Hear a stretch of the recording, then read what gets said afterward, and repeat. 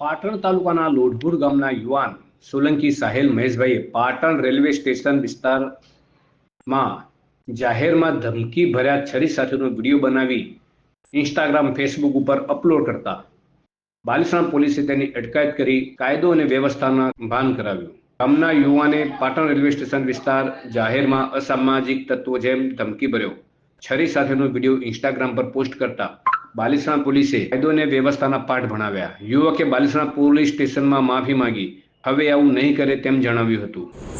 મારું નામ સાહિલ મહેશભાઈ સોલંકી, ગામ ભૂતપુર, તાજી પાટણ. મે 7/9/2025ના દિવસે પાટણ રેલવે સ્ટેશન ઉપર ચપ્પા સાથે વિડીયો બનાવેલો તે બદલ હું માફી માગું છું.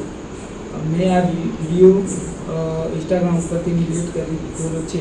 જોકે પાટણ તાલુકાના લોઢપુર ગામના યુવાન સોલંકી સાહેલ મહેશભાઈએ જાહેરમાં છરી સાથેનો વિડીયો બનાવતા આવા અસામાજિક તત્વોને પોલીસે કાયદો અને વ્યવસ્થાનું ડર ન હોય તેવું જોવા મળી રહ્યું છે.